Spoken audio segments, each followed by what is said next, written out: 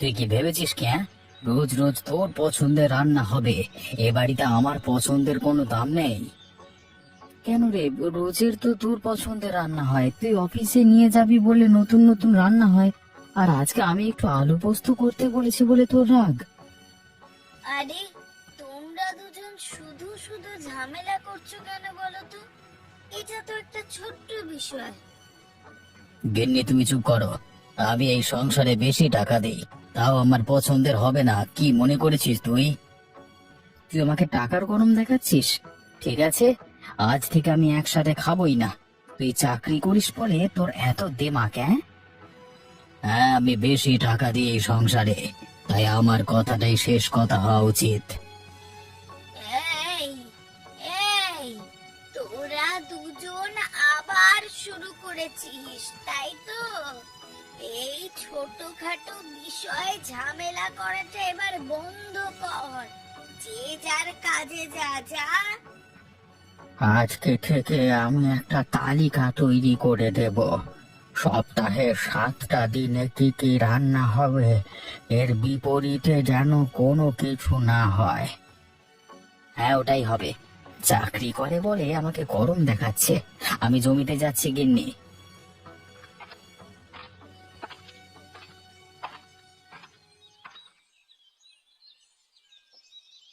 মা, কি হয় বলো তো এদের? এই একটা ছোটখাটো বিষয় নিয়ে ঝামেলা করছে। বলতেও খারাপ লাগে, তবে সুখী চাকরি পেয়ে গেছে বলে দেমাগ দেখায় বলেই এত ঝামেলা। শুনলে না কেমন টাকার গরম দেখালো? আচ্ছা, বুঝতে পারলাম। তাহলে এটাই হচ্ছে আসল কথা। এই ঝামেলা আজকের নয়, যেদিন থেকে সুখী চাকরি করছে সেদিন থেকেই এরকম ঝামেলা শুরু হয়। আর ভালো লাগে না। তোমরা তো এ বাড়িতে নতুন বউ হয়ে এসেছো, তাই জানো না। তবে এরা দুজন দুজনের সাথে কথাও বলে না ভালোভাবে। দরকার না থাকলে কেউ কারোর সাথে কথা বলে না। এটা তো খুবই খারাপ ব্যাপার। এটাকে তো আমাদের সমাধান করতেই হবে। দিদি, তুমি দাদাকে একটু বুঝিও, যাতে সব কিছু দুজন মিলে বসে মিটিয়ে নেয়। এইরকম চলতে থাকলে সুখ শান্তি কিচ্ছু আসবে না এই বাড়িতে। আবার কি সুখ শান্তি নেই?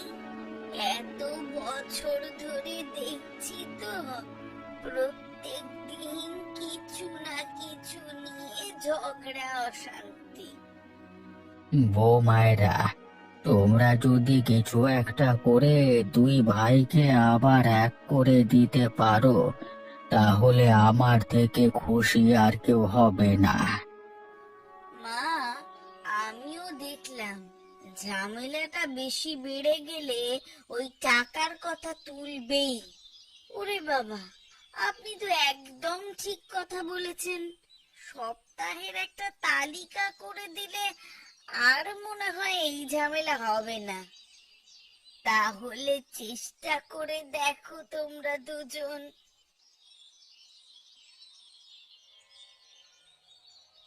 কি হলো রে বন্ধু, তোকে এত চিন্তিত দেখাচ্ছে কেন? কোনো সমস্যা হয়েছে নাকি? এই সমস্যাটার আর সমাধান হবে না, আর আমিও কোনো দিন শান্তিতে থাকতে পারবো না। কেন রে, কি সমস্যা হয়েছে আমাকে বল। আমি অবশ্যই চেষ্টা করব সমাধান করতে। ওই আমার ভাইকে নিয়ে ঝামেলা। আজকে একটা পছন্দের খাবার খাবো বলেছি বলে সেই নিয়েও ঝামেলা। ওনার কি পছন্দ নয়, অথচ সংসারে আমি বেশি টাকা দিই। সংসারে তুই যখন বেশি টাকা দিস, তাহলে তো তোর কথাই শোনা উচিত। ও কেন বেশি কথা বলছে? তুই একদম ছেড়ে কথা বলবি না, তাহলে কিন্তু সুযোগ নিয়ে নেবে। হ্যাঁ, কে ঠিক ছাড়বে? আমি?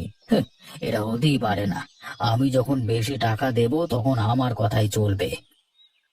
হ্যাঁ, সেটাই আমি বলছি।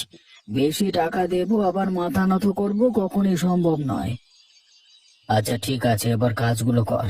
এসব কথা শুনতে আমার আর ভালো লাগছে না, বিরক্তিকর লাগছে আমার। তুই পানি খা, নিজের মনে কাজ করতে থাক, অসুবিধা হবে না। আমিও কাজ করি। এগুলো স্যার বলেছে এই কাগজগুলো লেখালেখি করে যে কোনো মূল্যে জমা দিতে হবে আজকে, বুঝলি তো? ও তাহলে তো আগে করে দিতে হবে, এসব কাজ একদম ফেলে রাখিস না নে। মা, তাহলে আজকে কি রান্না হবে?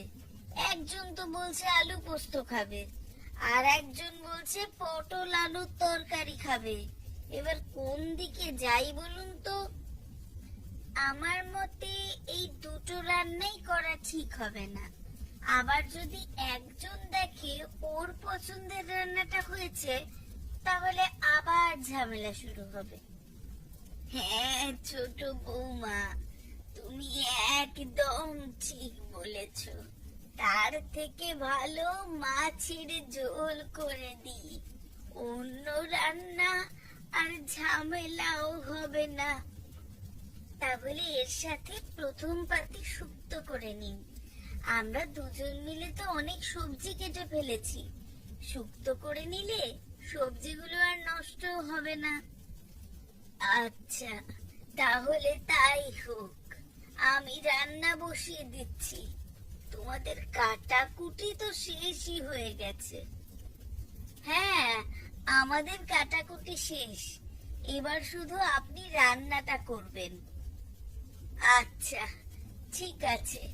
ছোট বৌমা, ওই কাটা সবজিগুলো একটু এগিয়ে দাও। বেশিক্ষণ দাঁড়াতে পারছি না গো, কোমরেও খুব লাগছে। মা, তাহলে আপনাকে আজকে রান্না করতে হবে না, আমি সামলে নিচ্ছি। আপনি ঘরে গিয়ে একটু বিশ্রাম করুন। আরে না না, এটা আমার হয়েই থাকে। তোমরা দুজন আমায় হাতে হাতে সাহায্য করে দাও, আমি রান্নাটা ঠিক করে দিচ্ছি। আচ্ছা, তাই হবে। আমরা হাতে হাতে সাহায্য করে দিচ্ছি, আপনাকে বারবার আর উঠতে হবে না। ভাগ্য করে দুটো বৌমা পেয়েছি, আমাকে নিয়ে কত চিন্তা করে, সংসারের কথা ভাবে। আমার ছেলে দুটোর মধ্যে যদি একটু মিল হয়ে যেত, খুব ভালো হতো গো। আমরা মিল করার চেষ্টা করব মা, আমরা দুই বউ আছি তো। এই তো কি, তোর কি হয়েছে রে? এরকম ভাবে জোরে জোরে কোদাল চালাচ্ছিস কেন? আর বলিস না রে ভাই, এই রোজকার ঝামেলা আর ভালো লাগে না, আমি একটু শান্তি চাই। আরে আবার কি, তোদের বাড়িতে ঝামেলা হয়েছে নাকি? হ্যাঁ, দেখে তো ওরকমই মনে হচ্ছে। হ্যাঁ, তাছাড়া আর কি হবে। বাড়িতে বললাম আজকে আলু পোস্ত করতে, দাদা আবার খাবেন না। বলতে গেলে আবার অনেক কথা, আমি বেশি টাকা দিই বলে আমার কথাই হবে, এইসব কথা বলে। বন্ধু, এখনকার সমাজটাই এরকম, যার কাছে টাকা বেশি থাকবে সকলে তার কথাই শুনে চলে। দেখবি তোর বাড়িতে তোর মা বাবা দাদার কথাই বেশি শোনে, তাই না? হ্যাঁ শোনে তো, জানি ও চাকরি করছে, বাড়িতে ওর সম্মানটা আমার থেকে অনেক বেশি, তাই জন্য বাড়িতে আমার থেকে ওর গুরুত্বটা বেশি। তোকে একটা ভালো যুক্তি দিচ্ছি, শোন, তুই দাদার সাথে থাকিস না, সরে আয় ওখান থেকে। তুই আর তোর বউ দুজনে আলাদা একসাথে ভালো থাক, দেখবি হাসি খুশি থাকবি। না না, এটা সম্ভব না। আমি এটা করলে বাবা মা ভীষণ কষ্ট পাবে। আমি বাবা মাকে কষ্ট দিতে চাই না, বাবা মাকে হাসি খুশি দেখতে চাই। তাহলে কি করা যায়, অন্য উপায় ভাবি। দীপক, তোকে আর উপায় ভাবতে হবে না রে, আমি এইভাবেই থেকে যাব। শুধু শুধু এখানে দাঁড়িয়ে আছিস, যা যা কাজ কর, কাজ কর, কাজ করলে দুটো পয়সা হবে।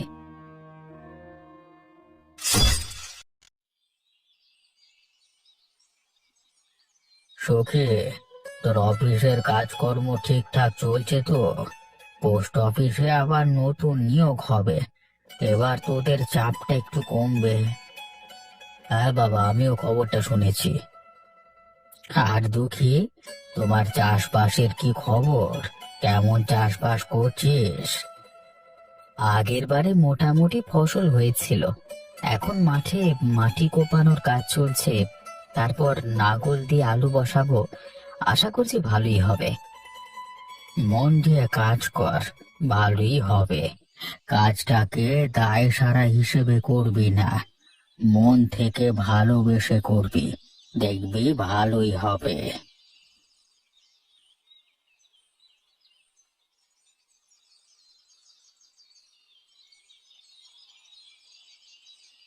কি হলো গো, তুমি উঠে পড়লে কেন? আমার খাওয়া হয়ে গেছে, আমি ঘরে যাচ্ছি। তোমার খাওয়া হয়ে গেলে তুমিও চলে এসো। আচ্ছা ঠিক আছে, তাহলে যাও। আমি খেয়ে সব গুছিয়ে তারপর ঘরে যাব। মা, আমাকে আরেকটু মাছের ঝোল দাও তো, রান্নাগুলো বেশ ভালো হয়েছে। হ্যাঁ, দিয়ে দিচ্ছি। ভালো হয়েছে যখন পেট ভরে খা। সারাদিন তো মাঠের মধ্যে এত খাটাখাটনি করিস, শরীরে তো পুষ্টি চাই নাকি?